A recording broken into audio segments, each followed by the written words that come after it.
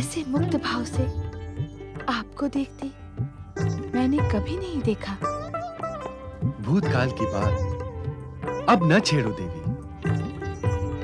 अब तो इस सुंदर सुखद वर्तमान की बात करो।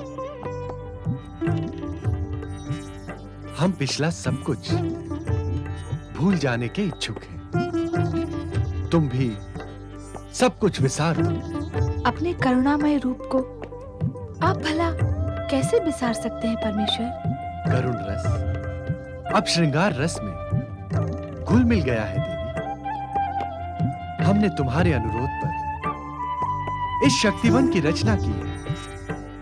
प्रेम और श्रृंगार को चरम सीमा तक ले जाने के लिए। अब तक तुमने ये नहीं बताया कि तुम्हारी कामना पूर्ण हुई या नहीं। तुम प्रसन्न हो या नहीं? मेरी प्रसन्नता तो प्रकृति सौंदर्य के रूप में इस शक्तिवन में बिखर रही है, खिल रही है। परंतु स्वामी, उन असंख्य भक्तों का क्या होगा जो अपनी मनोकामना पूर्ति के लिए आपकी आराधना कर रहे हैं? क्या वे आपकी कृपा से वंचित रहेंगे? कदापि नहीं देवी। तुम तो जानती हो कि हम अपने भक्तों के लिए एक समय में अनेक रूप धारण कर सकते हैं। हम यहां भी हैं और वहां भी हैं। जहां जहां आप हैं वहां वहां मैं भी हूं। शक्ति शिव से अलग तो नहीं रह सकती। तुम सत्य कह रही हो देवी, परंतु एक रहस्य की बात हम तुम्हें बताना ही भूल गए। वो सुनकर तुम्हें आश्चर्य तो नहीं होगा? आश्चर्य होगा तो आप ही से समाधान भी मिल जाएगा। बताएं, क्या है वो रहस्य की बात? हमने एक भक्त की कामना पूर्ति के लिए भी इस नारीमय शक्ति वन की रचना की है। अर्थात मेरे अनुरोध पर नहीं? तुमने अनुरोध किया था, हमारी ही इच्छा से। आप क्या कहने के लिए इच्छुक हैं स्वामी? तुम भी हमें परम प्रिय हो और भक्त भी हमें अत्यंत प्रिय है। यदि दोनों की इच्छा एक साथ पूर्ण हो तो तुम्हें भला क्या आपत्ति हो सकती है? नारायण नारायण हरि हरि, लक्ष्मी नारायण नारायण हरि हरि, नारायण नारायण हरि हरि। ओम नमः शिवाय, ओम नमः शिवाय। नारायण नारायण, ये तो ग्रह बुद्ध महाराज हैं, चंद्रदेव के पुत्र। परमपिता ब्रह्मा जी ने कहा है कि इस शिवलीला का संबंध बुद्ध महाराज से भी है, अर्थात काम्यक वन भी यहीं कहीं आसपास ही होगा। ओम नमः शिवाय। परंतु ये बुद्ध महाराज शिवाराधना किस उद्देश्य से कर रहे हैं? ओम नमः शिवाय। नारायण नारायण। नारद, इस उद्देश्य के चक्कर में न पड़ो। इस समय तो तुम केवल शक्तिवन कहाँ है इसका पता लगाओ। नारायण नारायण।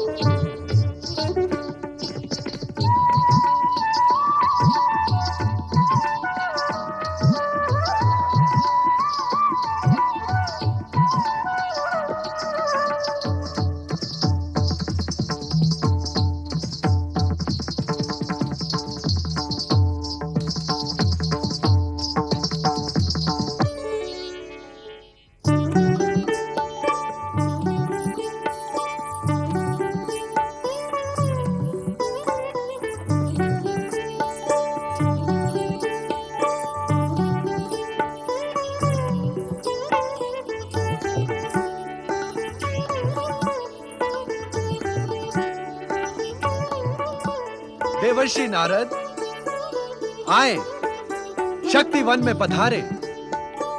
आप भी नारी रूप धारण करके हमारे साथ आनंद नृत्य में सम्मिलित हो जाएं।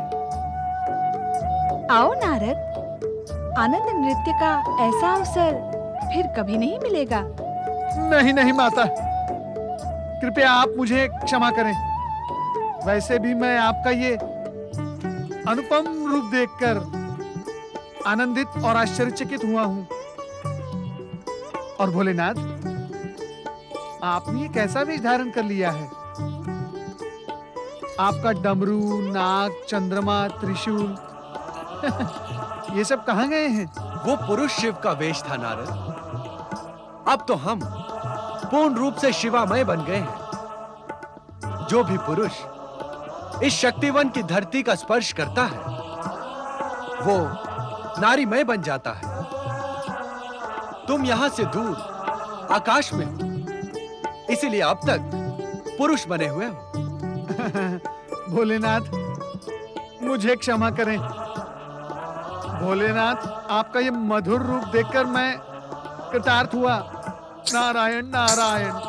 यदि आप आज्ञा दे तो एक प्रश्न पूछूं? पूछो नारद, आज तुम्हारे हर प्रश्न का उत्तर मिलेगा। भोलेनाथ, मैंने चंद्रपुत्र ग्रह बुद्ध महाराज को यहीं कहीं आसपास शक्तिवन में देखा है। भला वे शक्तिवन के प्रभाव से नारी क्यों नहीं बने? वो क्षेत्र शक्तिवन की सीमा से बाहर है नारद, और बुद्ध को नारी बनाना हमें इष्ट भी नहीं था। समय नष्ट न करो नारद, नारदी बनकर हमारे साथ आनंद नृत्य का आनंद मनाओ। ये अवसर तुम्हें फिर कभी नहीं मिलेगा। नहीं नहीं नहीं नहीं माता, कृपया आप मुझे क्षमा करें। वैसे भी नारी संसर्ग का फल मैं पहले ही भुगत चुका हूँ। आपकी ये लीला मैं यहीं से देखूंगा। नारायण नारायण।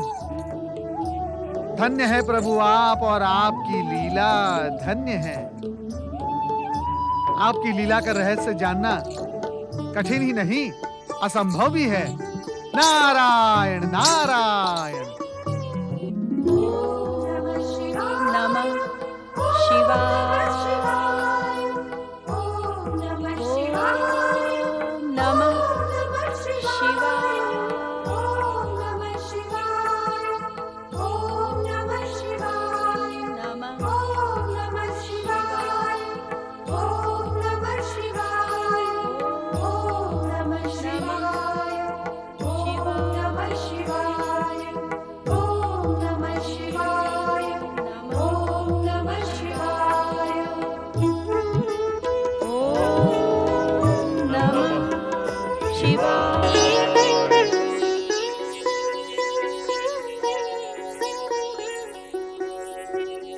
प्रणाम ब्रह्मकेश जी। सदा सुखी रहे महारानी, आपकी समस्त कामनाएं फलीभूत हों। राज ज्योतिषी जी एक अत्यंत शुभ समाचार लेकर पधारे हैं महारानी। शुभ समाचार? कैसा शुभ समाचार महाराज? भगवान शिव और माता पार्वती कैलाश छोड़कर हमारे काम्यक वन में निवास कर रहे हैं। हम धन्य हुए, हमारा राज्य धन्य हुआ। भगवान शिव और माता पार्वती का आगमन काम्यक वन में, इससे अधिक शुभ समाचार और क्या हो सकता है? हमें भी यह शुभ समाचार सुनकर अत्यंत प्रसन्नता हुई है। भगवान शिव हमारे आराध्य हैं।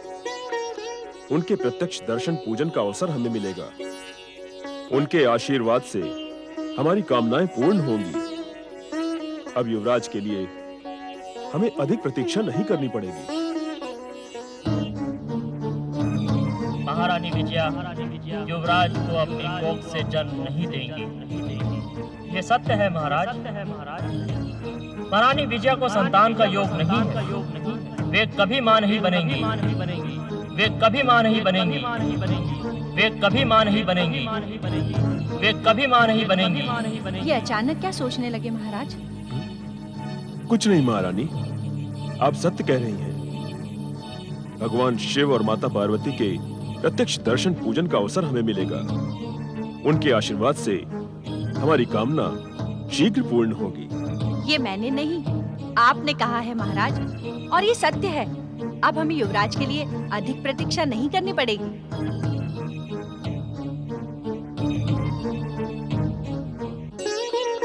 हाँ महारानी, हमने ही कहा था।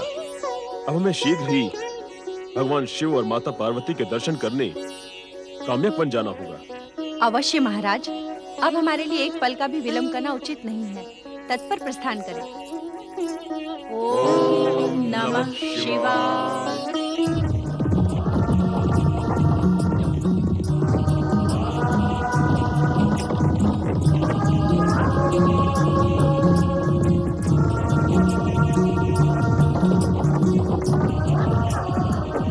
क्या सोच रहे हैं महाराज? आज हमारे जीवन का सबसे अधिक शुभ दिवस है महारानी। आज हमें शिव पार्वती के प्रत्यक्ष दर्शन होंगे। हमारा जीवन धन्य हो जाएगा।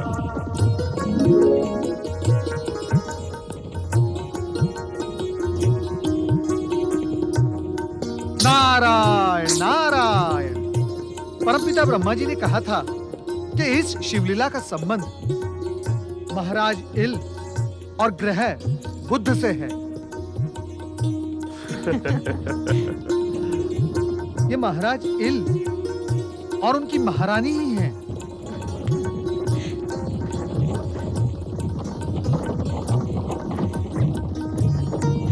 अरे रे रे रे रे रे, ये तो शक्तिवन की ओर जा रहे हैं। परंतु क्या महाराज इल को ये सत्य नहीं पता कि शक्तिवन में प्रवेश करते ही प्रत्येक पुरुष स्त्री बन जाता है? महादेव, ये क्या होने जा रहा है? नारायण नारायण।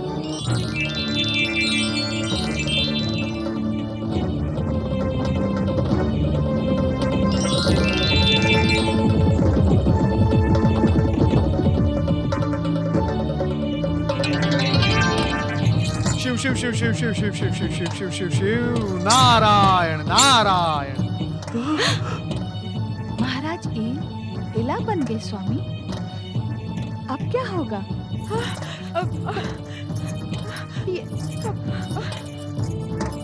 ये क्या हुआ महाराज?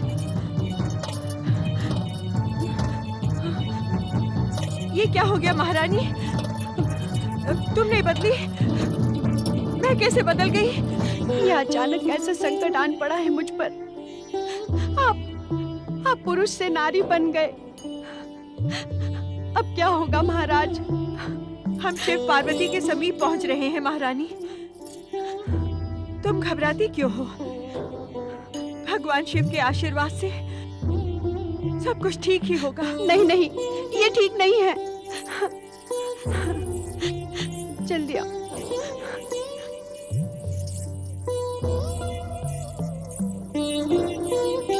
मैं भी नारी बन गया।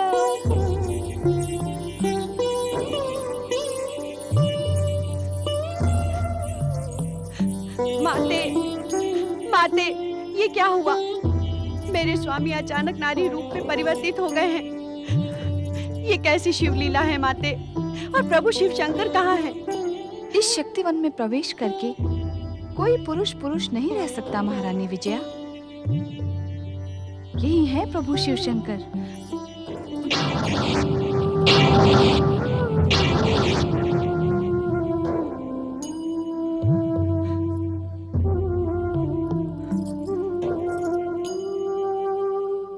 वैसे ही इस शक्तिवन में प्रवेश करते ही महाराज इला बन गए। परंतु तुम चिंता न करो। चिंता कैसे न करूं माते? मुझ पर तो जैसे वज्रपात हो गया है। मैंने तो युवराज की प्राप्ति के लिए आपकी आराधना की थी, पर उसका कैसा विचित्र फल मिला है मुझे। ये तो होना ही था महारानी, इसीलिए तो हमने ये लीला रची है। इल के इला बनने का परिणाम शुभ ही होगा। अब मैं आपके साथ कैसा व्यवहार करूं महाराज? आप मेरे पति से इस नारी रूप में परिवर्तित हो गए हैं। अब मैं आपकी धर्म पत्नी हूं या नहीं, मेरी तो कुछ समझ में नहीं आ रहा है महाराज। कुछ समझ में नहीं आ रहा है। प्रभु, माते, ये आपने हमें किस स्थिति में डाल दिया है। हम पर कृपा करें महादेव, मेरे स्वामी को फिर से पहले वाला रूप प्रदान करें भोलेनाथ। यह असंभव है देवी विजया। विधि के विधान के अनुसार जिस कार्य के लिए महाराज इल से इला बने हैं, वो कार्य पूर्ण हुए बिना वो पुनः पुरुष नहीं बन सकते। प्रभु, जब हमारी प्रजा को इस बात का पता चलेगा कि महाराज अब पुरुष नहीं रहे, तो राज्य में अराजकता फैल जाएगी, शासन व्यवस्था छिन्न भिन्न हो जाएगी। महादेव, ऐसा कुछ नहीं होगा विजया। महाराज इल के राज्य की प्रजा धार्मिक और सुसंस्कृत है। वो तुम्हें महारानी विजया को अपने अनुशासक के रूप में स्वीकार करेगी। क्या तुम्हारी प्रजा इस बात के लिए व्यग्र नहीं है कि उन्हें उनका युवराज शीघ्र प्राप्त हो? प्रजा ही नहीं, हम सब व्यग्र हैं महादेव।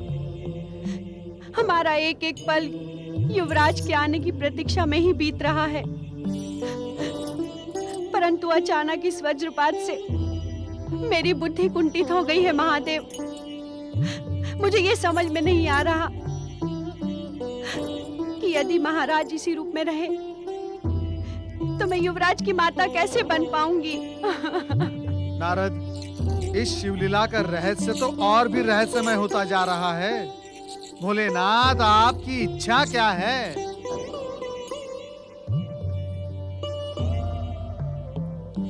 सोच क्या रही हो देवी? कह दो जो तुम्हें कहना है। महारानी विजया की दुविधा दूर करना तुम्हारा कर्तव्य ही नहीं, धर्म भी है। महारानी विजया, मैं तुम्हें एक कटु सत्य कहने जा रही हूँ।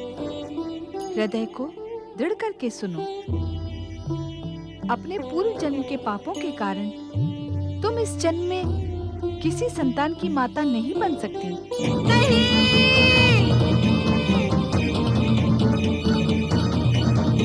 नहीं माते, मुझ पर ऐसा आघात ना करे, ऐसा आघात ना करे माते। मैं बहुत आशा लेकर आपकी शरण में आई हूँ।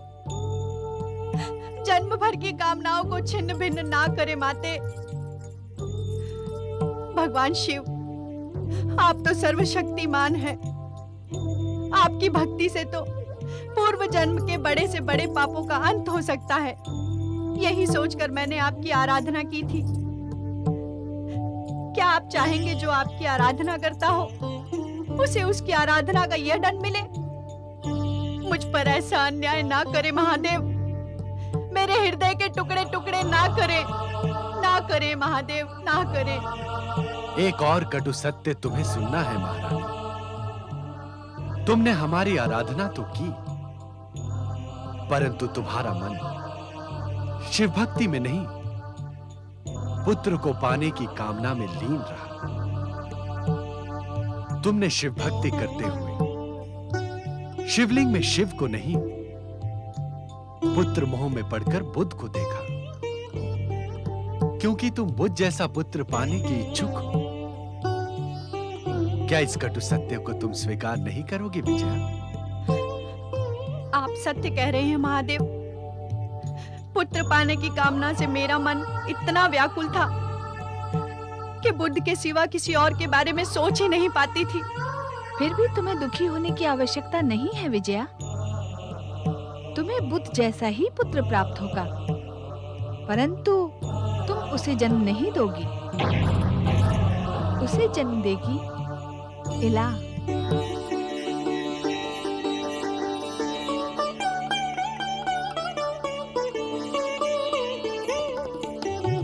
इला, तुम्हारा शरीर शिवलीला के कारण नारी में परिवर्तित हो गया है, परंतु आत्मा वही महाराज इल की है। महाराज इल के रूप में तुमने पुत्र की जो आकांक्षा की थी, वो इला द्वारा पूर्ण होगी। तुम इससे सहमत होना।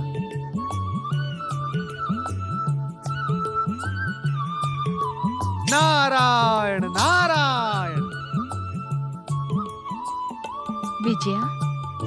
बात से तुम्हें दुखी नहीं, प्रसन्न होना आवश्यक है। हमें तुम्हारे सामने एक और सत्य का उद्घाटन करना है। नारी शक्ति का महत्व स्थापित करने के लिए मेरे आग्रह पर भगवान शिव ने इस नारीमय शक्तिवन की रचना की है। इसी रचना के कारण तुम्हारे पति ने नारी शरीर धारण किया है। बुद्ध जैसे पुत्र को जन्म देने के लिए विजया, महाराज इल की सच्ची शिव भक्ति से प्रेरित होकर और बुद्ध की मातृभक्ति को सफल करने के लिए ही हमने ये लीला रची है। नारायण नारायण, ओम नमः शिवाय।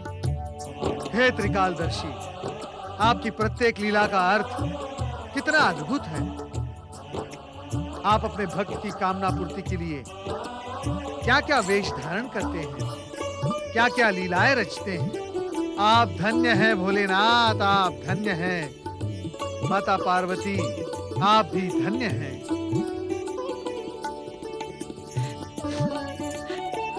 आप दोनों ने मेरे लिए इतना किया। भोलेनाथ, माता पार्वती, आपने मेरी इच्छा पूरी ना करके भी मेरी इच्छा पूरी कर दी है। आप सचमुच महान हैं, सचमुच महान हैं। आप सच्चे मन से बिना हिचक के इस सत्य को स्वीकार करो और नारी शक्ति को प्रमाणित करने के लिए महाराज इल के राज्य का शासन करो।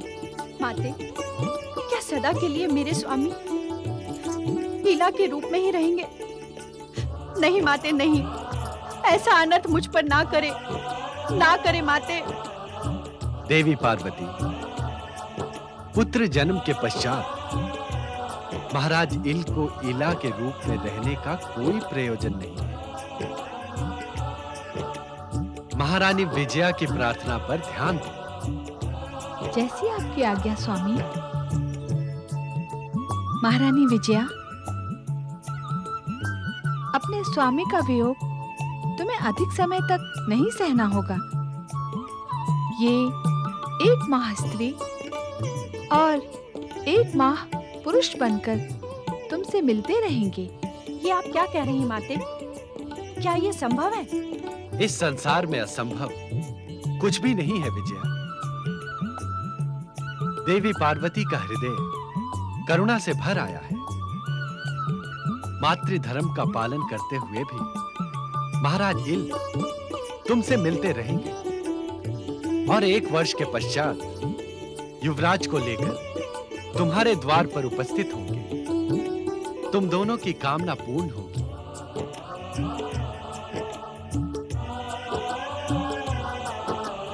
नारायण नारायण। हे त्रिकालदर्शी, आज तो आप चमत्कार पर चमत्कार किए जा रहे हैं। आपने ऐसा चमत्कार कभी नारद के साथ नहीं किया। 1 वर्ष तक कुशलता पूर्वक राज्य का शासन चलाकर ये सिद्ध कर दो कि नारी के लिए कोई भी कार्य असंभव नहीं है। मैं आपकी आज्ञा का पालन करूंगी माते। देवी इला, इस काम्यक वन के दूसरे छोर पर योगी बुद्ध इस समय भी शिव आराधना में लीन है। तुम उनके पास पहुंचकर अपनी कामना का संकेत दो।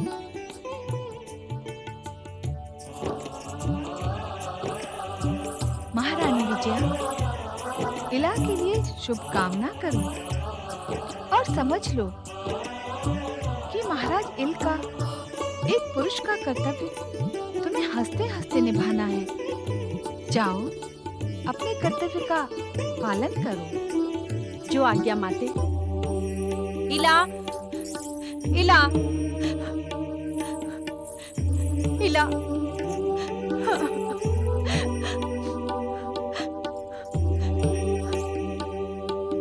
मैं स्वयं तुम्हें योगी बुद्ध के पास पहुंचाऊंगी। चलो मेरे साथ।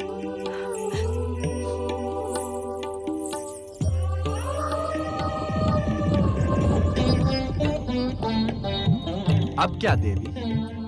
मैं जानती हूँ आप पुनः अपना पूर्व रूप धारण करके शिव कैलाश पहुँचने के लिए इच्छुक हैं।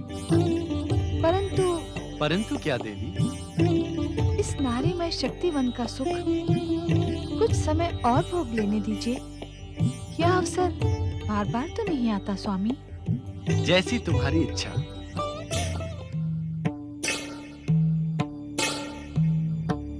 शिष्य नारद, शिष्य नारद, ऐसा प्रतीत होता है कि तुम अपने गुरु को विसार गए हो। नहीं नहीं, प्रणाम गुरुदेव। परंतु आप यहाँ कैसे? शिव पार्वती की लीला अद्भुत होती है नारद। जिसकी हम कल्पना भी नहीं कर सकते वो घटित हो जाता है, और जो घटित होता है उसका रहस्य समझना कठिन होता है। आप अक्षरशः सत्य कह रहे देवगुरु। शिव लीला से रचित उन अद्भुत घटनाओं को मैं प्रत्यक्ष अपनी आंखों से देख चुका हूँ, देख रहा हूँ। तुम शिव लीलाओं को प्रत्यक्ष देख रहे हो नारद? कहाँ है शिव पार्वती? वो देखिए देवगुरु, उन दोनों का शिव लीलामय रूप।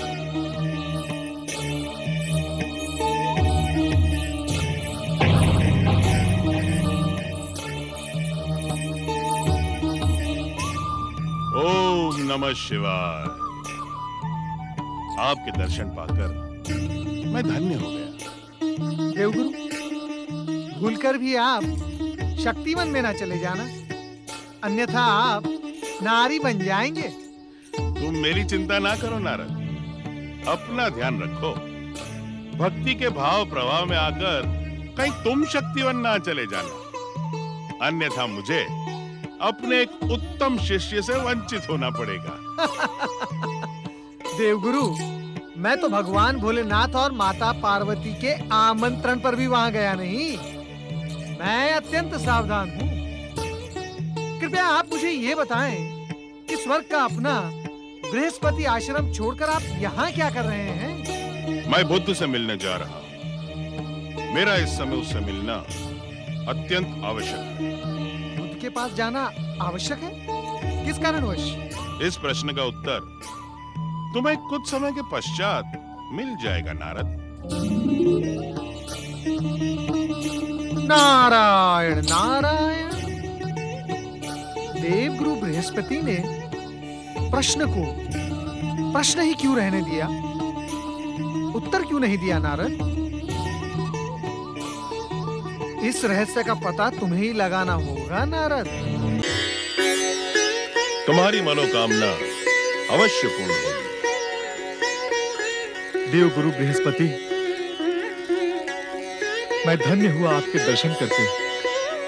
आपका आशीर्वाद पाकर अब मुझे पूर्ण विश्वास हो गया है कि मेरी तपस्या अवश्य सफल होगी।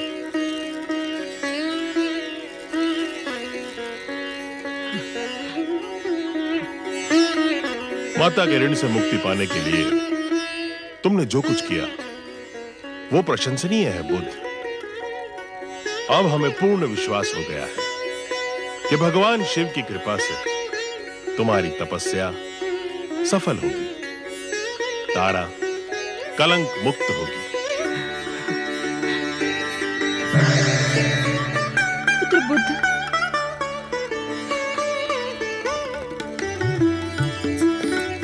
तुम्हारे पुत्र की तपस्या के प्रति शुभकामनाएं व्यक्त करने आया हूं देविता। मैं भी यहाँ इसी उद्देश्य से आई हूँ देवगुरु। तुम निश्चिंत रहो। भगवान शिव और माता पार्वती जिस अद्भुत लीला में लीन है उसका संबंध तुम्हारे पुत्र की तपस्या की सफलता से भी है। अब बुद्ध को अपना अधिकार सौंपने का अवसर आ गया है देवगुरु। इसे अपना पुत्र स्वीकार करके इसके मन पर रखा बोझ हटा दे। जब तक स्वयं भगवान शिव बुद्ध की आराधना से प्रसन्न होकर उसे उसकी तपस्या का फल प्रदान नहीं करते, तब तक आपके कहने का ये अर्थ है मैं तब तक कलंक मुक्त नहीं हो सकती, और जब तक मैं कलंक मुक्त नहीं हो जाती आप बुद्ध को पुत्र के रूप में स्वीकार नहीं करेंगे?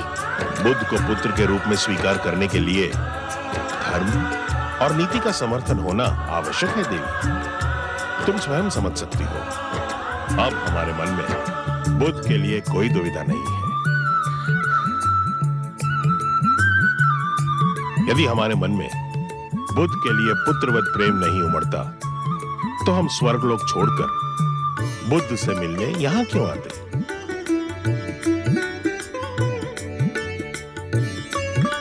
आप सचमुच महान हैं स्वामी। आपने ये कहकर मेरे मन की सारी कुंठाओं, सारी अपराध भावनाओं को समाप्त कर दिया है। पुत्र बुद्ध, अब देवगुरु तुम्हें अपना पुत्र कहकर पुकारे या ना पुकारे, परंतु इन्होंने मन से तुम्हें अपना पुत्र स्वीकार कर लिया है। तुम कितने भाग्यशाली हो।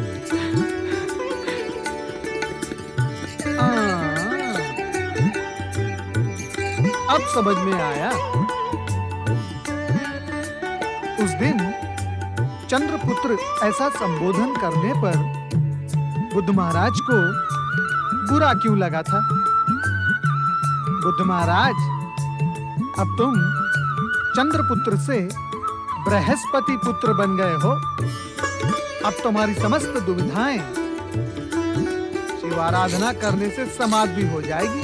ओम नमः शिवाय, ओम नमः शिवाय, ओम नमः शिवाय।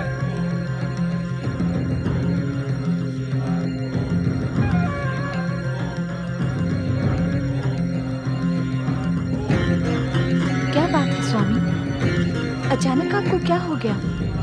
सुन नहीं रही हो तुम? ओम नमः शिवाय का यह सामूहिक स्वर, यह हार्दिक आवाहन सुन रही हूँ स्वामी। भोलेनाथ, सृष्टि रचना की व्यवस्था आपके मार्गदर्शन के बिना छिन्न भिन्न हुई जा रही है। तुरंत पधारे महादेव, तुरंत पधारे। देवादिदेव महेश्वर, आपकी कैलाश में उपस्थिति के बिना सृष्टि पालन कठिन होता जा रहा है। तुरंत पधारे महेश्वर, दर्शन दे महेश्वर। देवी, शक्तिवन की रचना और नारीमय होने का उद्देश्य अब पूर्ण हुआ। अब हमें अपनी ये लीला समेट लेनी होगी। हमें शीघ्र कैलाश लौटना होगा। पृथ्वी और स्वर्ग लोक के प्राणी आपके बिना असुरक्षित अनुभव कर रहे हैं। भोलेनाथ, माता पार्वती सहित तुरंत पधारे। हम आपके दर्शन के बिना चातक के समान तड़प रहे हैं। भोलेनाथ, तुरंत दर्शन दें। दर्शन दे भोलेनाथ, दर्शन दे।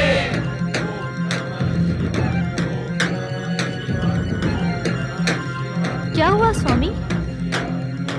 अब मुझे भगवान शिव के शीश पर लौटना होगा रोहिणी। हमारा मिलन समाप्त हो।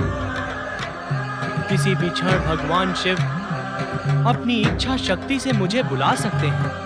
स्वामी, शक्तिवन की रचना मेरी इच्छा से की गई थी। मेरी इच्छा के बिना आप इसका विलय कैसे कर सकते हैं? हम तुम्हारी इच्छा का असम्मान नहीं कर रहे हैं देवी। हम तो तुमसे अनुरोध कर रहे हैं। कैलाश हमारे बिना सूना होगा। वहां पहुंचने वाला हर व्यक्ति हमारे दर्शन के लिए लालायित होगा। ओम नमः शिवाय, ओम नमः शिवाय, ओम नमः शिवाय, ओम नमः शिवाय, ओम नमः शिवाय, ओम नमः शिवाय। चंद्र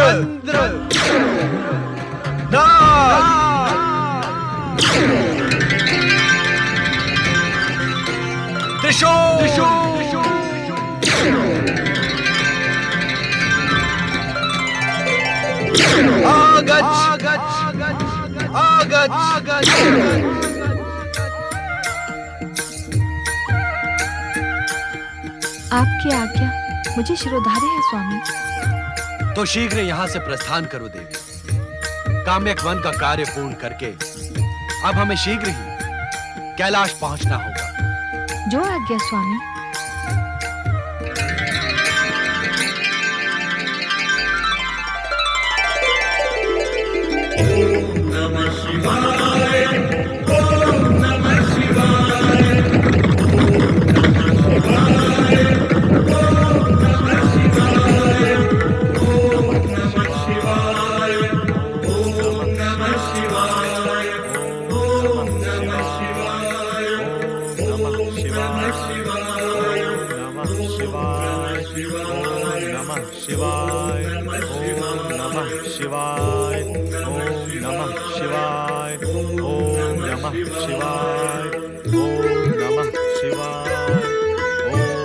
मेरा प्रणाम स्वीकार कीजिए।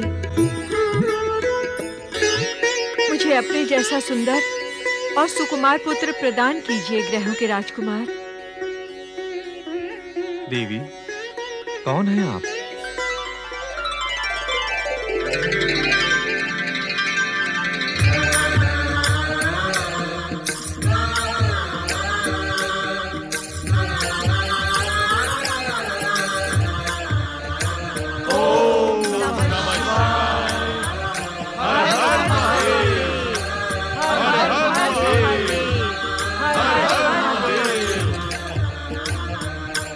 तुम्हारी तपस्या सफल हुई थी। तुम्हारी माता तारा कलंक मुक्त हुई।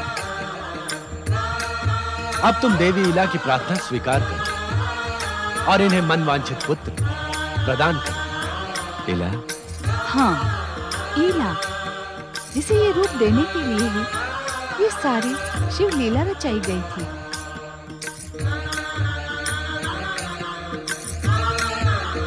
माता, सचमुच आपकी लीला अद्भुत है। महारानी विजया, अब तो तुम प्रसन्न हो ना? तुम्हारे सपनों का युवराज शीघ्र ही तुम्हें प्राप्त होगा। जाओ, राजधानी पहुंचकर शासक का अपना कर्तव्य निभाओ। जो आज्ञा माता।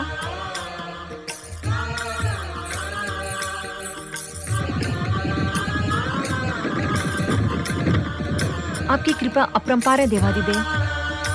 माता पार्वती, देवगुरु ने बताया कि मेरे पुत्र बुध की तपस्या सफल करने, मुझे कलंक मुक्त करने और मनुपुत्र महाराज इल को बुध जैसा युवराज प्रदान करने के लिए आपने ही सारी लीला रची थी।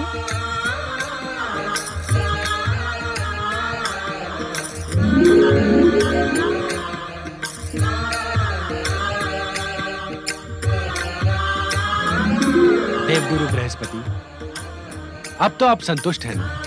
अपने भक्तों के लिए अनुपम लीलाएं करने वाले देवाधिदेव, आपका आशीर्वाद मिलने के पश्चात और प्राप्त करने के लिए क्या रह जाता है? मुझे सब कुछ मिल गया भोलेनाथ। देवी तारा, आपकी लंबी व्यथा कथा का अंत हुआ। अब आप सहर्ष देवगुरु बृहस्पति के साथ स्वर्गलोक जाइए। मैं कृतज्ञ हूँ माता। भोलेनाथ, भोलेनाथ, भोलेनाथ, आप शीघ्र अदृश्य हो जाएं, उससे पहले मेरा प्रणाम स्वीकार करें। तुम्हारा कल्याण हो नारद। भोलेनाथ, भोलेनाथ, बहुत समय के पश्चात आपके चरण स्पर्श करने का मुझे अवसर प्राप्त हुआ है। और माता, यदि आपके आदेशानुसार मैं शक्तिवन में प्रवेश कर लेता तो तुम नारद से नारदी बन जाते और अल्प से अल्प 1 वर्ष तक तुम्हें उसी रूप में रहना पड़ता। परंतु आप दोनों की कृपा से ऐसा कुछ नहीं हुआ। देवी इला, अब तो आपको 1 वर्ष तक इसी आश्रम में रहना है। अपने पति की मन लगाकर सेवा करना और पिछली बातों को भूल जाना। अब हमें शीघ्र कैलाश पहुंचना है देवी। जो आज्ञा स्वामी। तुम सबका कल्याण हो।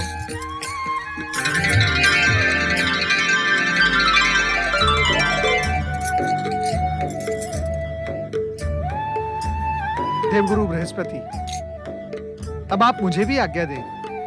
भगवान भोलेनाथ और माता पार्वती के पीछे पीछे मुझे भी कैलाश जाना होगा। वहां पहुंचे ब्रह्मा, विष्णु और देवगण की पुकार मैं सुन चुका हूँ। अवश्य नारद, हम भी स्वर्गलोक पहुंचकर देव गुरु के कर्तव्य का पालन करेंगे। चलो देवी तारा।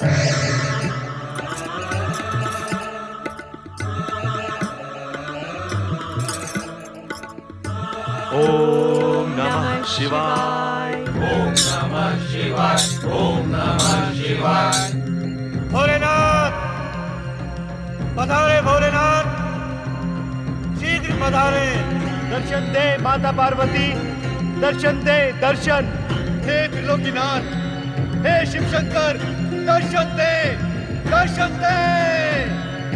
हमारी व्याकुलता का अंत करे भोलेनाथ। दर्शन दे शिव शंकर, दर्शन दे।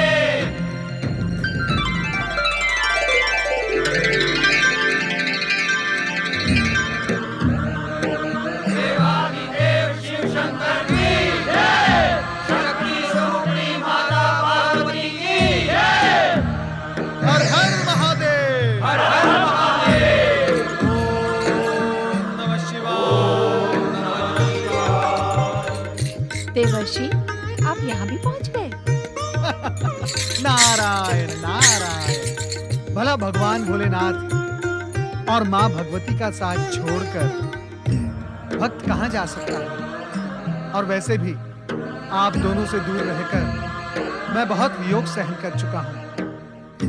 और जब यहाँ मेरे आराध्य भगवान श्री हरि विष्णु और मेरे परम पिता ब्रह्मा जी उपस्थित हैं, तो भला नारद कैलाश से दूर कैसे रह सकता है माता? ब्रह्मदेव, श्री हरि, आप तो हमारी हर लीला का रहस्य जानते हैं, फिर आप इतने व्यग्र क्यों हो गए? भोलेनाथ, नंदी तथा शिवगणों की करुण पुकार ने हमें यहाँ आने पर विवश कर दिया। हाँ महादेव, इन्होंने हमें बार बार पुकार कर हमारा आह्वान किया था। कैलाश से आपकी अनुपस्थिति में हमारा उत्तरदायित्व और बढ़ गया था। क्षमा करें भोलेनाथ, हम आपके बिना उद्विग्न विक्षिप्त से हो जाते हैं। हमको अनाथों की भांति छोड़कर ना जाया करें भोलेनाथ। इस विषय में तुम हमसे कुछ न कहो ना। जो कुछ कहना है देवी पार्वती से कहो। शक्तिवन की रचना की प्रेरणा इन्हीं की थी। हम माता पार्वती से कुछ नहीं कहेंगे भोलेनाथ। उन्होंने जो भी किया मुझे स्वीकार है। आपके दर्शन लंबे समय के पश्चात पाकर मेरा मन प्रसन्न हो गया भोलेनाथ, प्रसन्न हो गया। आपके पुनः कैलाश लौटने के उपलक्ष्य में हम सभी का मन अति आनंद से प्रफुल्लित हो रहा है। बोलिए त्रिलोकीनाथ भगवान शिव शंकर की जय। जय जय। शक्ति स्वरूपा माता पार्वती की जय। जय जय।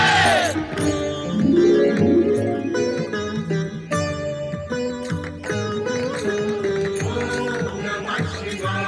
ओम नमः शिवाय। ओम नमः शिवाय। ओम नमः शिवाय। मित्र नारद,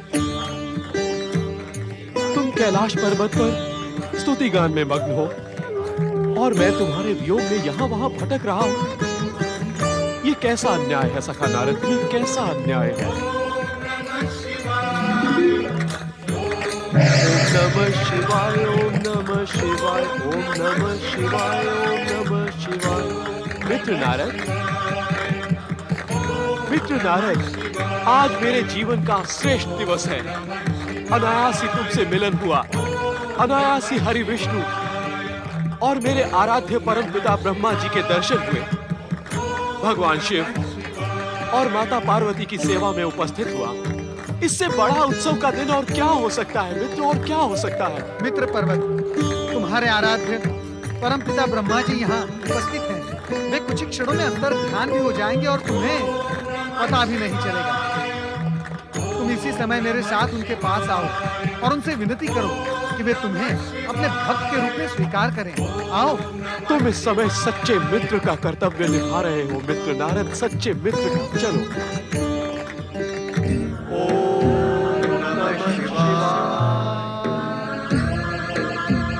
परम पर्वत रात दिन आपके नाम का जाप करता रहता है। ये आपका भक्त बनने के लिए आतुर है। कृपया आप इसे आशीर्वाद दें कि आपकी कृपा इस पर बनी रहेगी। नारद, हमें देखकर आश्चर्य हुआ कि हमारी भक्ति प्राप्त करने के लिए इन्हें तुम्हारी सहायता की आवश्यकता आ पड़ी। जो भक्त अपने आराध्य से स्वयं संबंध स्थापित नहीं करता है, उसकी भक्ति स्थायी नहीं रहती है। मित्र नारद, लगता है परमपिता ब्रह्मदेव मुझसे अप्रसन्न है। पर्वत, तुम्हारी बातों में आकर मैं अपने आराध्य श्रीहरि विष्णु से बात भी नहीं कर पाया। देवर्षि नारद, तुम्हारा ये मित्र तुम्हारे समान चतुर और प्रबुद्ध नहीं है? नारायण नारायण, क्या करूं माता। मेरे मित्र पर्वत का मस्तिष्क पर्वत की भांति अचल है। यदि इससे कोई भूल हो गई हो तो मैं क्षमा प्रार्थी हूँ। नारद, तुम्हारे ये मित्र पहली बार कैलाश आए और इन्होंने हमें स्वागत का अवसर ही नहीं दिया। भोलेनाथ, आप तो करुणा के अवतार हैं। इस भोले पर्वत को ये समझ में नहीं आया कि कैलाश पर आते ही उसे सर्वप्रथम आपको और माता पार्वती को वंदन करना चाहिए था। पर्वत, भगवान भोलेनाथ और माता पार्वती से क्षमा याचना करो। क्षमा करें भोलेनाथ, क्षमा करें माता। मैं अज्ञानी मतिहीन हूँ। मुझे भी अपने चतुर मित्र नारद के समान चतुराई का वरदान दे। तुम्हारा कल्याण हो पर्वत, तुम्हारी कामना शीघ्र ही पूर्ण हो। भोलेनाथ, अब आप हम सबको आज्ञा दें। ओम नमः शिवाय। ओम नमः शिवाय। ओम नमः शिवाय। हर हर महादेव, जय जय ब्रह्मदेव। नारायण नारायण। मित्र पर्वत, कहाँ है भगवान भोलेनाथ और कहाँ है परमपिता ब्रह्मा जी? क्या तुम अपने कल्पना विश्व में भ्रमण कर रहे हो? मैं अत्यंत अज्ञानी और जड़ बुद्धि हूँ मित्र नारद, ये तुमने सिद्ध कर दिया है। मुझे दोष ना दो, मुझे दोष ना दो मित्र पर्वत। तुम्हें अपनी ही बुद्धि ने ठगा है। ना तो तुम अपनी बुद्धि का उपयोग करते हो, ना ही अपनी चतुराई का, जो तुम्हारे इस पर्वत जैसे मस्तिष्क में छिपी हुई है। तुम सत्य कह रहे हो नारद। अब भगवान शिव ने मुझे चतुराई का वरदान दे दिया है, तो मन में आशा जागृत हो गई है कि मैं शीघ्र ही अब तुम्हारे पद चिन्हों पर चलने लगूंगा। परंतु तुमने मुझे अभी तक ये तो बताया ही नहीं कि हम जा कहाँ रहे हैं। नारायण नारायण। अवश्य बताऊंगा पर्वत, अवश्य बताऊंगा। परंतु तुम मुझे ये बताओ कि तुमने कैलाश पर परमपिता ब्रह्मा जी के दर्शन किए, भगवान श्री हरि विष्णु के दर्शन किए, भगवान भोलेनाथ और माता पार्वती तो वहीं विराजित हैं। वहां देवराज इंद्र थे, देवगण थे, परंतु वहां कौन नहीं था, ये तुमने नहीं सोचा। मित्र नारद, क्या तुमने अभी से मेरी बुद्धि की परीक्षा लेनी आरंभ कर दी है? तुमने ऐसा प्रश्न किया है जिसका उत्तर मुझे नहीं सूझ रहा है। अब तुम ही बताओ, तुम्हारे इस प्रश्न का तात्पर्य क्या है? नारायण नारायण। देवगुरु बृहस्पति को वहां ना देखकर तुम्हें आश्चर्य नहीं हुआ? हाँ, हुआ नहीं हुआ। मुझे गुरुदेव का स्मरण ही नहीं हुआ। मैं तुम्हारे साथ ऐसा खो गया कि सब भूल गया। एक शिष्य का अपने देवगुरु को भूल जाना, ये अच्छी बात नहीं है। ये अच्छी बात नहीं, इतना ही नहीं, ये बहुत बुरी बात है। मुझ जैसे शिष्य का स्मरण करके गुरु बृहस्पति अवश्य ही दुखी होते होंगे। परंतु इस समय वे दुखी नहीं, संतुष्ट हैं। हमारी गुरु भार्या देवी तारा का साथ जो उन्हें मिल गया है, लंबे वियोग के पश्चात दोनों का मिलन हुआ है। गुरु भार्या देवी तारा, ये नाम तो मैं पहली बार सुन रहा हूँ। नारायण नारायण। पर्वत, तुम जो सुनो, जो करो सो अल्प है, परंतु केवल ये बताओ कि इतना सब जानने के पश्चात भी क्या तुम्हें देवगुरु और गुरु भार्या के दर्शन एक साथ करने की इच्छा नहीं हो रही? यदि तुम्हारी इच्छा हो रही है तो मेरी इच्छा क्यों ना होगी? तुम्हारा मित्र जो हूँ। आहा हा हा, धन्य हो तुम पर्वत, धन्य हो। तुम्हारे साथ कुछ भी बोलना व्यर्थ है। एक शब्द का उच्चार न करो और चलो मेरे साथ देवगुरु बृहस्पति के पास। चलिए।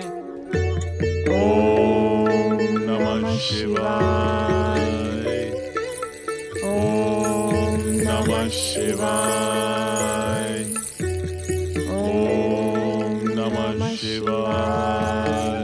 प्रणाम देवगुरु, प्रणाम देवी। पधारें देवराजेंद्र, देवी शची, देवगण। आपका स्वागत है।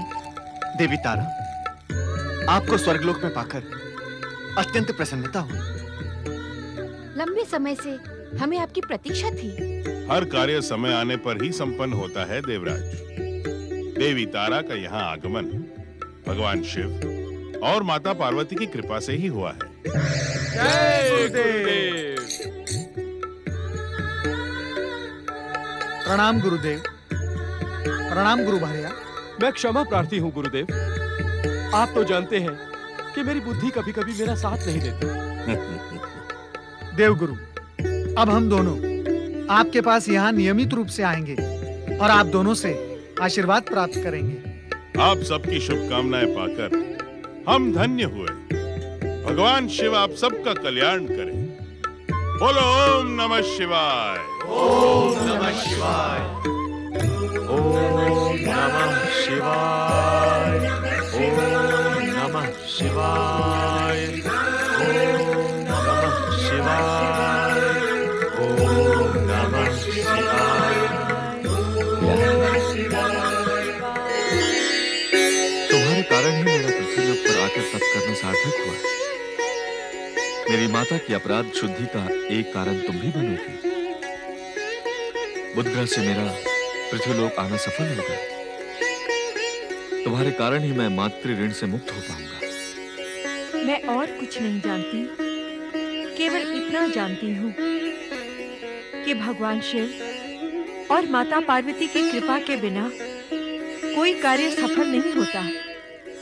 हम उनका ये उपकार जीवन में कभी नहीं भूलेंगे। तुम सत्य कह रही हो इला। शिव आराधना करते हुए तुम्हारी ओर ध्यान जाना मेरी भूल थी। आओ सच्चे मन से भगवान शिव का स्मरण करें।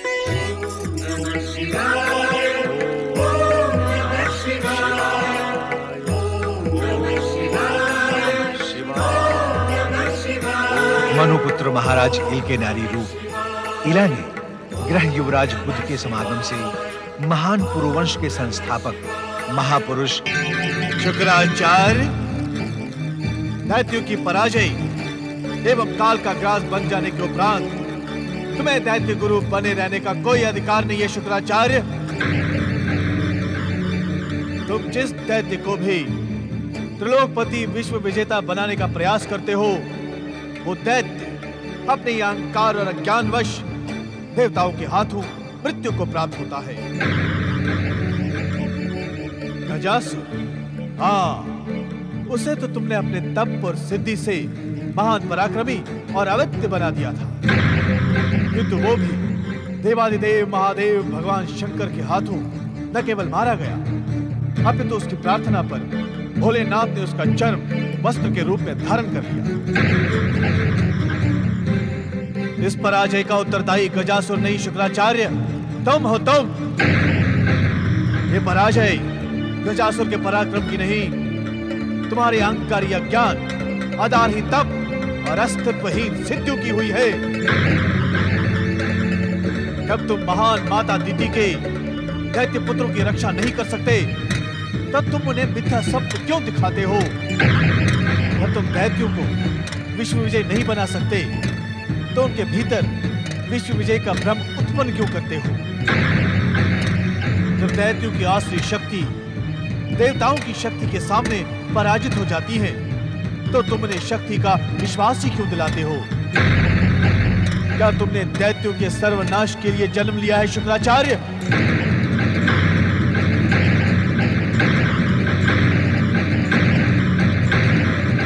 यह आरोप तुम पर तुम्हारा आत्मिक तत्व नहीं, संपूर्ण दैत्य जाति लगा रही है। यदि तुम उनके आरोपों का उत्तर नहीं दे सकते तो तुम्हें जीवित रहने का कोई अधिकार नहीं है।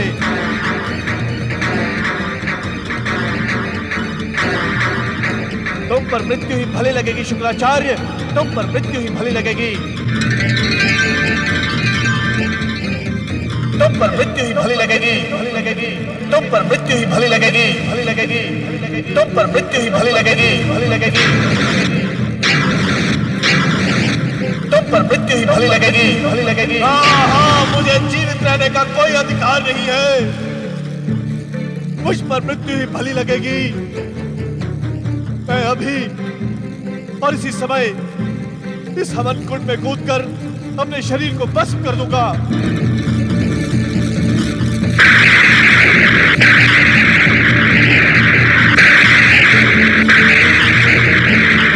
तुम पर मृत्यु ही भली लगेगी शुक्राचार्य, तुम पर मृत्यु ही भली लगेगी। तुम पर मृत्यु ही भली लगेगी, भली लगेगी। तुम पर मृत्यु ही भली लगेगी, भली लगेगी। तुम पर मृत्यु ही भली लगेगी, भली लगेगी। तुम पर मृत्यु ही भली लगेगी, भली लगेगी। मुझे जीवित रहने का कोई अधिकार नहीं है। मुझ पर मृत्यु ही भली लगेगी। मैं अभी और इसी समय इस हवन कुंड में कूदकर अपने शरीर को भस्म कर दूंगा।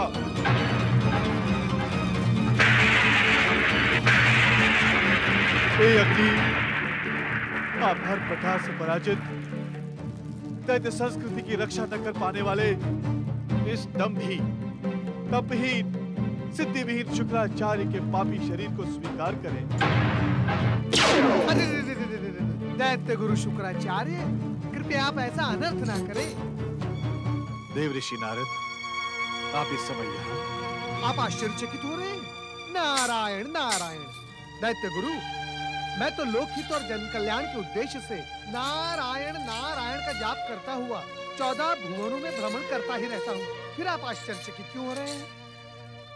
इसी बात का तो आश्चर्य है देव ऋषि नारद कि मेरे आत्मदाह टलने से न तो जन कल्याण की ही संभावना है और न लोकहित की। फिर इस समय आपकी उपस्थिति। नारायण नारायण। सप्त ऋषियों में महान भृगुपुत्र दैत्य गुरु शुक्राचार्य, क्या आप ये भी नहीं जानते कि अग्नि के माध्यम से मृत्यु को प्राप्त करके आप अग्नि के मूल स्वरूप को बदल रहे हैं और फिर जन कल्याण और लोकहित के उद्देश्य से अग्नि के मूल स्वरूप की रक्षा करना, ये तो नारद का परम कर्तव्य है। सो उपस्थित हो गया। देव ऋषि नारद, आप अनेक अर्थों वाली भाषा बोलने में प्रख्यात हैं,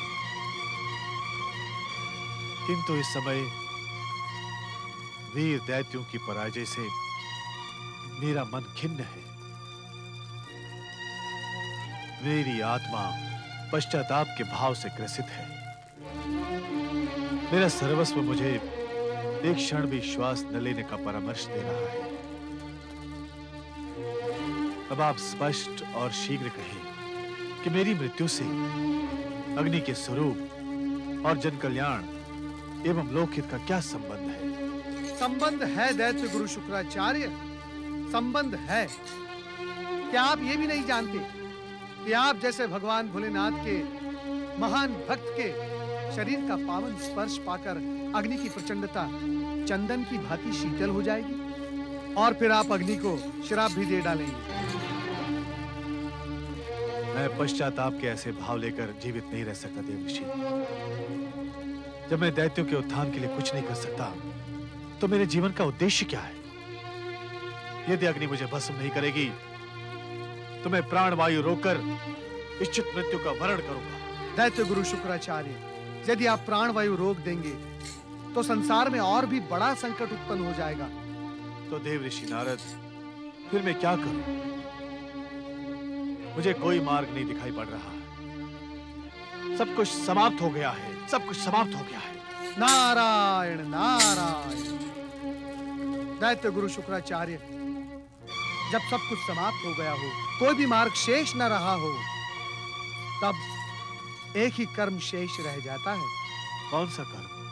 प्रभु नाम स्मरण का कर्म दैत्य गुरु। प्रभु नाम स्मरण का कर्म। भगवान भोलेनाथ अपने भक्तों के कल्याण हेतु सदैव प्रयत्नशील रहते हैं। आपके मन में उठी विषाद की छाया आपके आराध्य भगवान भोलेनाथ तक पहुंच गई है। उनके आदेशानुसार ही तो मैं आपकी सेवा में यहाँ उपस्थित हुआ हूँ। देवऋषि नारद।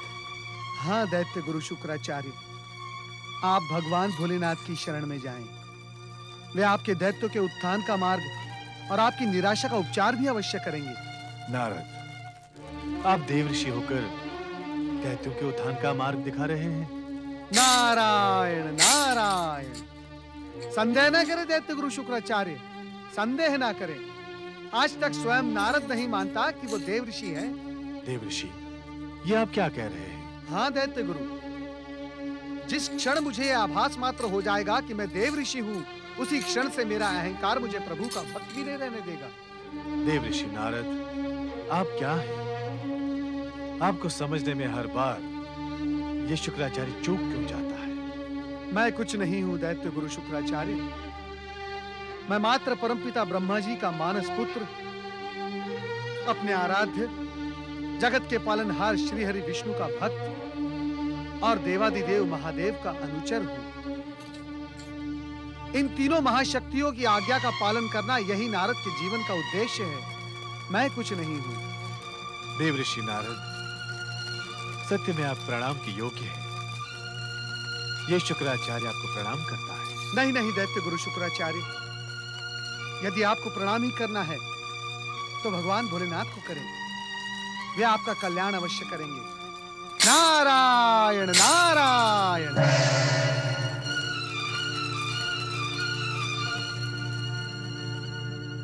ओम नमः शिवाय, ओम नमः शिवाय, पति परमेश्वराय नमो नमः। भगवान भोलेनाथ की जय, माता पार्वती की जय। देवादिदेव, आपने बागंबर छोड़कर आज ये गजचर्म धारण कर लिया है। देवी, गजासुर हमारा परम भक्त था। उसके भक्ति के प्रतीक स्वरूप हमें कभी-कभी इसे पहनने की इच्छा होती है और अपने भक्तों की प्रेम पूर्वक अर्पित की हुई वस्तु हमें सदैव हमारे कर्तव्य का स्मरण करवाती रहती है। आपका कर्तव्य भोलेनाथ? हाँ देवी, भक्तों के कल्याण का कर्तव्य और भक्त गजासुर के गजचर्म का स्पर्श पाते ही हम सदैव अपने प्रिय पुत्र गणेश की समीपता अनुभव करते हैं। ओम नमो भगवते सांब सदाशिवाय। जय श्री गणेश। प्रणाम पिताश्री, प्रणाम माताश्री। प्रिय पुत्र गणेश, यह गजचर्म तो तुम्हारे पिता ने गजासुर के वध के उपरांत ही धारण किया था। तब तुम यहाँ उपस्थित क्यों नहीं हुए? माता, मुझे तभी उपस्थित होना होता है जब आप दोनों एक साथ मेरा स्मरण करते हैं। कहें, क्या आज्ञा है? पुत्र गणेश, मेरी प्रिय पुत्र बधुएं बुद्धि सिद्धि कुशल तो है ना? उन्हें तुम्हारे कारण कोई कष्ट तो नहीं है? ये तुम कैसा विचित्र प्रश्न कर रही हो पार्वती? क्या पति के कारण पत्नी को कष्ट हो सकता है? वो भी गणेश जैसे चतुर और महान पति से? पिता श्रेष्ठ, माता का ये प्रश्न विचित्र नहीं है। मैं अपने भक्तों को उनकी भक्ति के प्रतिफल देने के उद्देश्य से प्रायः गणेश लोक से अदृश्य हो जाता हूँ। अब ऐसी स्थिति में उन दोनों की व्याकुलता स्वाभाविक है। एक बार उन्होंने माता पार्वती से अपनी इसी व्याकुलता का उल्लेख किया था। संभवतः इसीलिए माता पार्वती ने मुझसे ये प्रश्न किया है। दायित्व और पद को प्राप्त करना बहुत सरल है गजानन, किंतु निर्वाह बहुत कठिन। इन दोनों के मध्य संतुलन बैठा पाने वाला व्यक्ति ही पूजनीय होता है।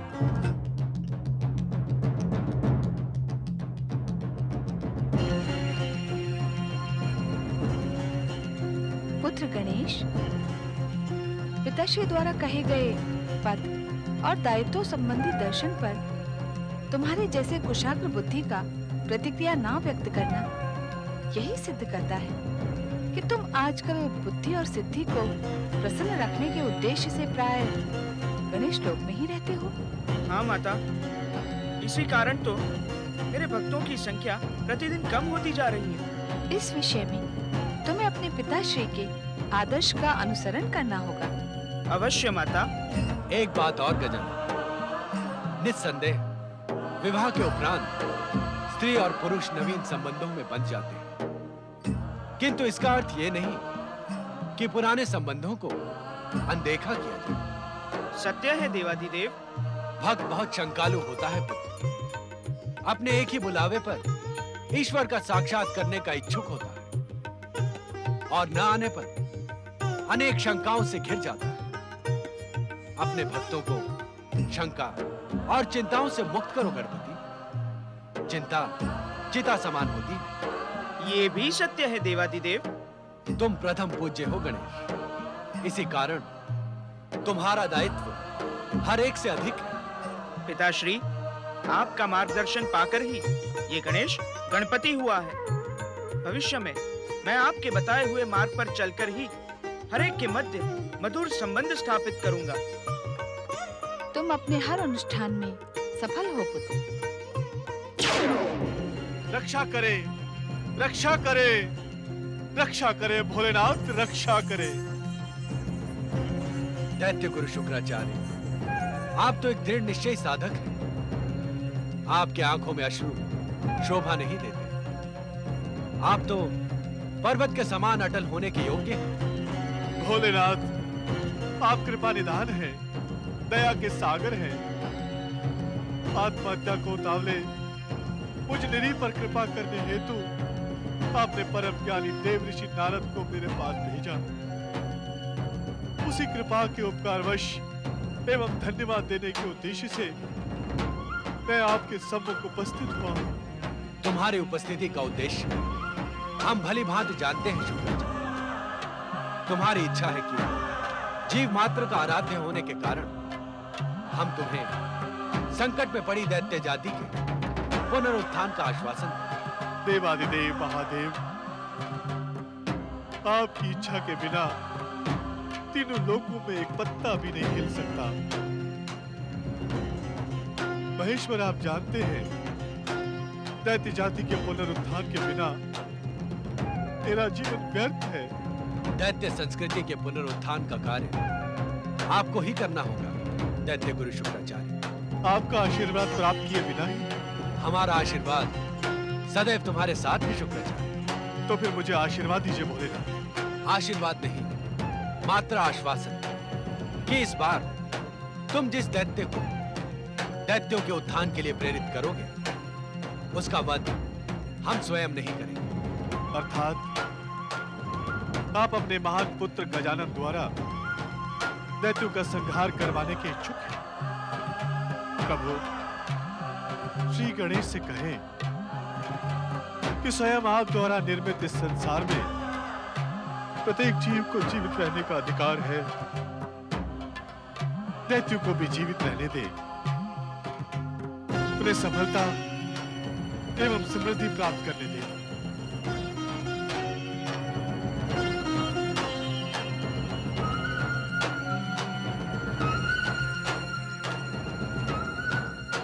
पिता की आज्ञा का अनुसरण करना पुत्र का कर्तव्य होता है। मैं आपकी इच्छा का सम्मान करता हूँ, किंतु आप शुक्राचार्य जी से कहें कि वे दैत्यों को न्याय तथा नीति का ज्ञान अवश्य प्रदान करें। अन्यथा दुष्ट शक्तियों के सर्वनाश के लिए मैं कैसे मुंह मोड़ सकता हूँ? गणेश, इस समय शुक्राचार्य को तुम्हारे आश्वासन की आवश्यकता है। तुम इन्हें आश्वासन प्रदान करो।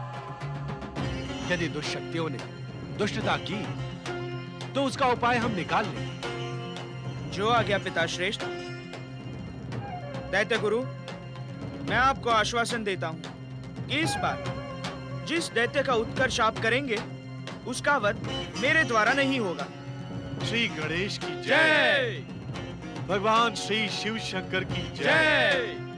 शुक्राचार्य, अब तुम निश्चिंत होकर जाओ और अपनी कामना पूर्ण करो। प्रणाम भोलेनाथ। देवाधिदेव, माता पार्वती वार्तालाप के मध्य ही उठकर चली गई।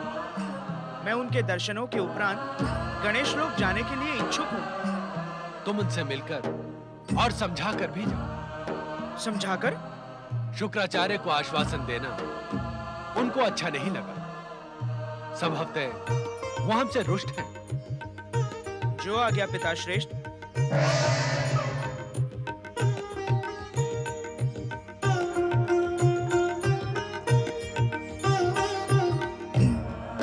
रुष्ट?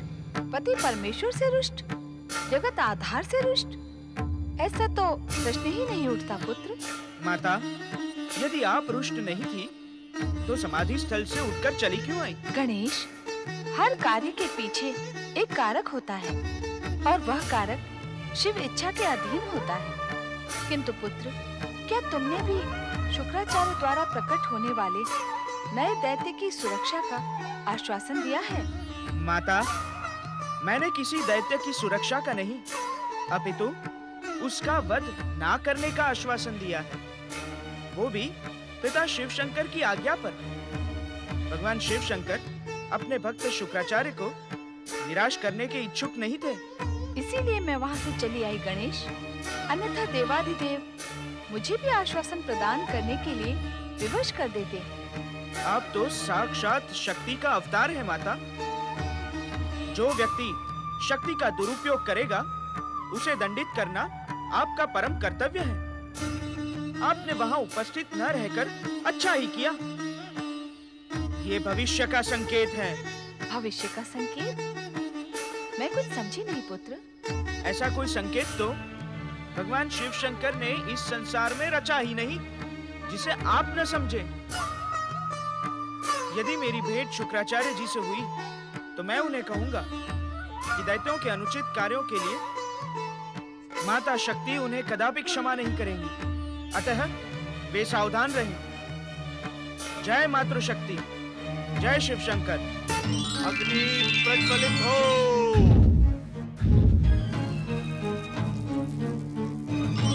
ओम ह्रीं क्लीं पातालवासी दैत्यो प्रकट हो। पातालवासी दैत्यो प्रकट हो। पातालवासी दैत्यो प्रकट हो। पातालवासी दैत्यो प्रकट हो। पातालवासी दैत्यो प्रकट हो। पातालवासी दैत्यो प्रकट हो। पातालवासी दैत्यो प्रकट हो। पातालवासी दैत्यो प्रकट हो।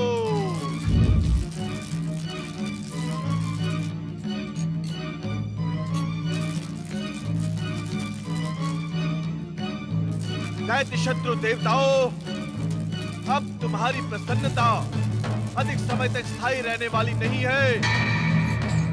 रणभूमि में तुम्हें पराजित करने वाला दैत्य शीघ्र ही प्रकट होगा। देवाधिदेव शिव और विघ्नहर्ता गणेश ने मुझे स्वयं आश्वासन दिया है कि वो अब प्रकट होने वाले दैत्यों का वध नहीं करेंगे। देवताओं, अब तुम्हारे सुख और ऐश्वर्य के दिन समाप्त हो गए हैं। हमारे आह्वान पर प्रकट होने वाला ये दैत्य आज से पूर्व सभी प्रकट होने वाले दैत्यों से भयानक और विकराल होगा। भगवान शिव शंकर और श्री गणेश से अवैध का वरदान प्राप्त उस दैत्य का वीरत्व अद्भुत होगा।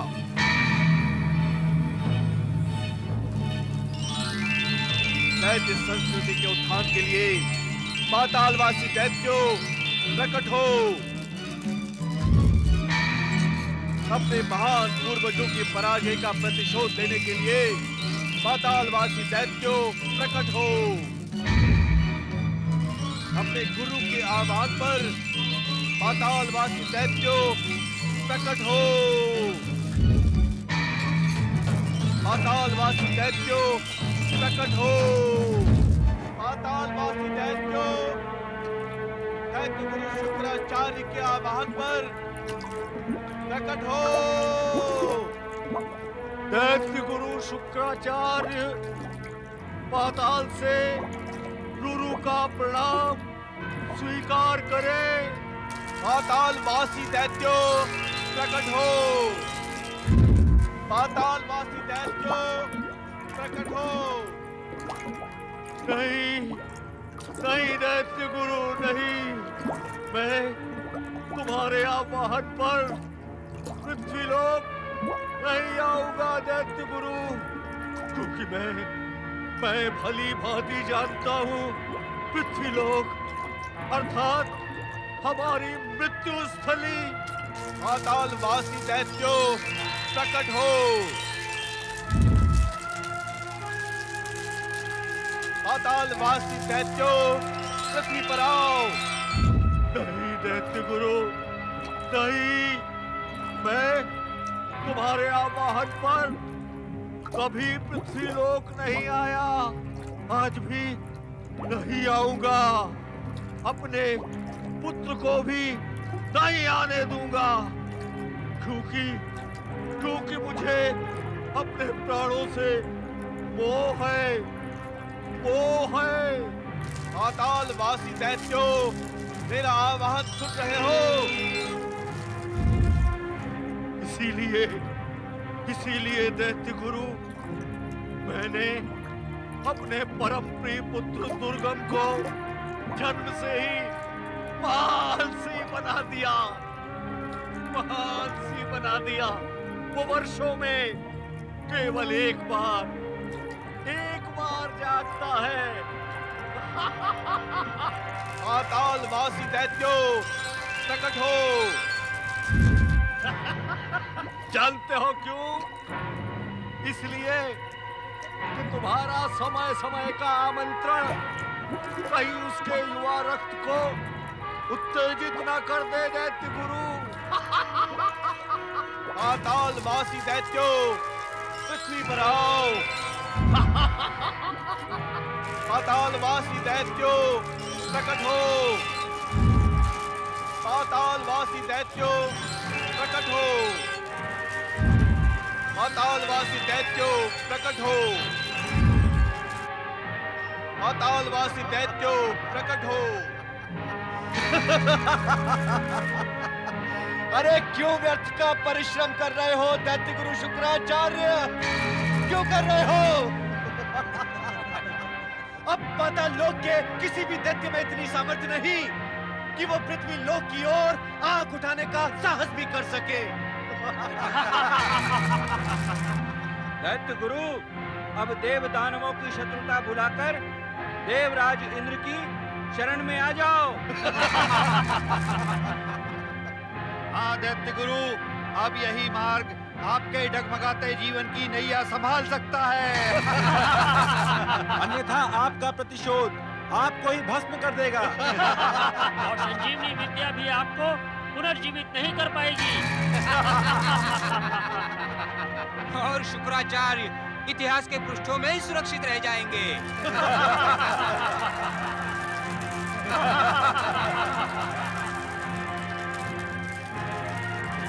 पातालवासी दैत्यो प्रकट हो। सावधान देवराज इंद्र, सावधान। दैत्य गुरु शुक्राचार्य का क्रोध जगाने का परिणाम आपकी ऐश्वर्यशाली सत्ता के लिए भयानक और घातक हो सकता है। ये क्या कह रहे हैं देवर्षि आप? मैं वही कह रहा हूं जो नीति सम्मत है। नीति सम्मत अर्थात ये कि आप सभी एक पूजारत व्यक्ति के अनुष्ठान में बाधा डालकर पाप के भागी बन रहे हैं। किंतु देवर्षि ये मैं किंतु परंतु कुछ नहीं जानता देवराज इंद्र। हाँ, मैं इतना अवश्य जानता हूं कि जब परिश्रम करके आपको अपनी सुरक्षा व्यवस्था सुदृढ़ करने की आवश्यकता होती है, तब आप दूसरों के परिहास, आमोद प्रमोद और नृत्यादि में मग्न रहते हैं। और जब संकट आ पड़ता है तो आप भगवान भोलेनाथ, श्री हरि विष्णु और परमपिता ब्रह्मा जी से शरण मांगते हैं। देवर्षि मेरी बात सुने। उत्तेजित न हो देवराज इंद्र। यदि शांति के समय आप प्रयास कर लें तो युद्ध के समय आपको अधिक परिश्रम नहीं करने पड़ेंगे। नारायण नारायण। देवर्षि, दिति माता के दैत्य पुत्रों, तुम्हें तुम्हारी महान माता दिति की सौगंध, प्रकट हो, प्रकट हो। जाना ही पड़ेगा। आज जीवन में प्रथम बार दैत्य गुरु के मुख से माता दिति की सौगंध सुन रहा हूँ। पातालवासी दैत्यों, पृथ्वी पर आओ। कुछ भी हो, मैं अपने पुत्र का जीवन संकट में नहीं डाल सकता। मेरे जीवन की संध्या तो अब हो ही चुकी है, परंतु अपने पुत्र की जीवन रक्षा करना मेरा कर्तव्य है। पातालवासी दैत्यों, पृथ्वी पर आओ। अब मुझे शीघ्रता करनी होगी, अन्यथा दैत्य गुरु अपने चमत्कारी सिद्धि पाश से मुझे खींच लेंगे। पुत्र दुर्गम, पुत्र दुर्गम, तू किसी भी मूल्य पर पृथ्वीलोक न जाना। मैंने तो अपना सारा जीवन इन दैत्यों से कायर की उपाधि सुन सुनकर इसी प्रकार बिता दिया, परंतु तुझे उपेक्षा की मार न सहनी पड़े पुत्र, इसलिए बाल्यावस्था से ही तुझे महालसी बना दिया। सोता रहे पुत्र, सोता रहे। पातालवासी दैत्यों, प्रकट हो। मैं आ रहा हूँ दैत्य गुरु शुक्राचार्य। पातालवासी दैत्यों, प्रकट हो। पातालवासी दैत्यों, पृथ्वी पर आओ।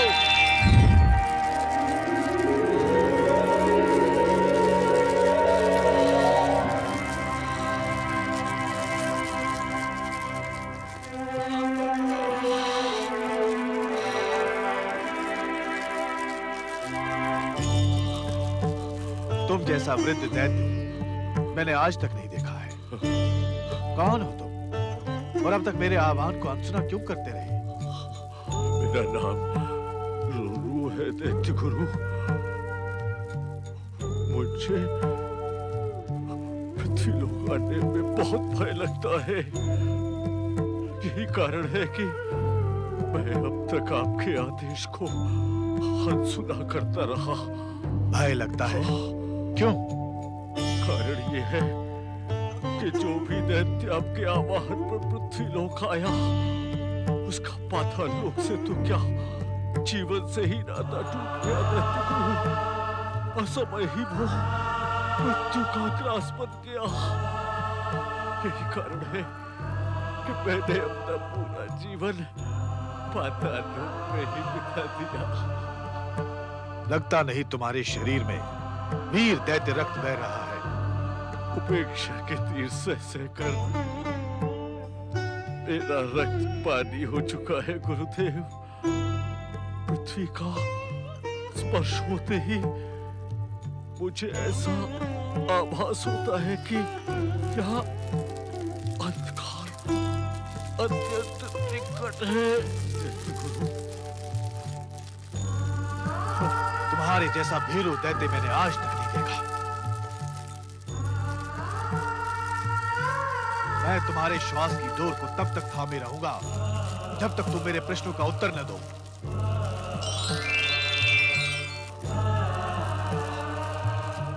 क्या पाताल लोक में एक भी दैत्य जीवित नहीं बचा है? आपने उचित प्रश्न किया दैत्य गुरु। जहां तक मैं देख पाता हूँ, पाताल लोक में एक भी राक्षस जीवित नहीं है। अर्थात मेरे और मेरे पुत्र दुर्गम के सिवा अब कोई नहीं है। परंतु क्या रूरू? परंतु मेरा पुत्र तो अर्धमृत अवस्था में है गुरुदेव। अर्धमृत अवस्था? बाल्यावस्था से ही अतिशय मदपान करा करा कर मैंने उसे महारसी बना दिया है। अब तो उस पर तक्षक नाग के विष का भी प्रभाव नहीं होता दैत्य गुरु। न उसे अन्न की आवश्यकता है और न जल की। आपके आह्वान को तो सुन नहीं सकता।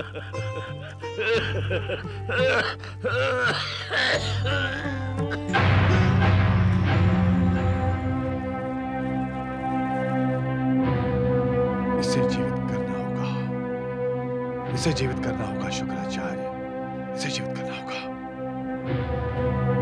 इसके पुत्र के माध्यम से देवताओं पर विजय प्राप्त करनी होगी।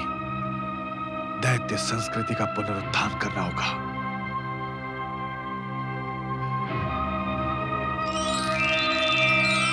जय जय मृत्युंजय महादेव।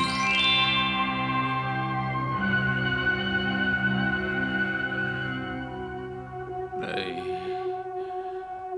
मुझे पुनर्जीवित करने का प्रयास व्यर्थ है दैत्य गुरु। यदि तुमने माता तिथि की सौगंध न दी होती तो मैं कदापि यहाँ नहीं आता। दैत्य संस्कृति के पुनरुत्थान के लिए तुम्हें जीवित रहना ही होगा रुरु। नहीं दैत्य गुरु नहीं, मैंने तो ऐसा प्रयास तब भी नहीं किया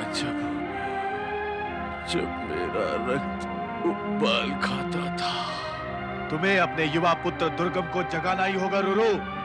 नहीं दैत्य गुरु नहीं, मेरी अमृत आंखें युवा पुत्र की मृत्यु नहीं देख पाएगी गुरुदेव। मुझे क्या थे जो भी असुर पृथ्वी पर आया कदापि जीवित नहीं बचा।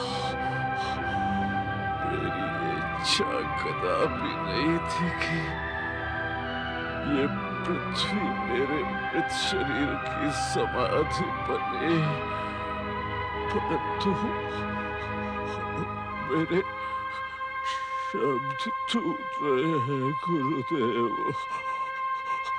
मुझे देह त्याग की अनुमति प्रदान करें, मुझे क्षमा करें। मैं तुम्हें तब तक क्षमा नहीं करूंगा रुरु जब तक तुम्हारे पुत्र को दैत्य के पुनरुत्थान के लिए खड़ा नहीं करूंगा। तुम्हें अपने गुरु की शक्तियों पर बहुत भ्रम है। दुर्गम को पृथ्वी लोक लाकर उसे विश्व विजयी बनाऊंगा। संपूर्ण महाशक्तियों से वरदान प्राप्त करके संपूर्ण जगत को दैत्य संस्कृति स्वीकार करने पर विवश करूंगा।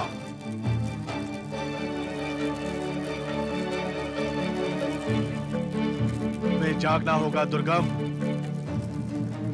किंतु तुम्हारे जागने से पूर्व तुम्हारे पिता का अंतिम संस्कार आवश्यक है, अन्यथा तुम्हारा अर्धमृत शरीर पिता के मुंह में पड़ जाएगा।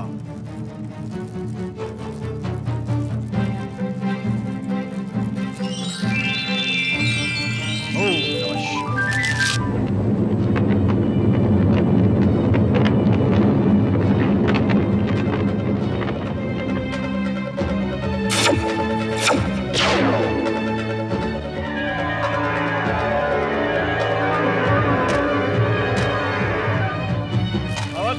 तुम्हारा पुत्र तुम्हारा आभास अवश्य करेगा, तो तुम ढूंढ नहीं पाएगा।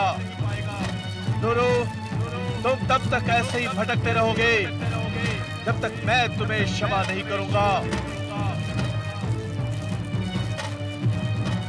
अब माता लोग जाना ही पड़ेगा।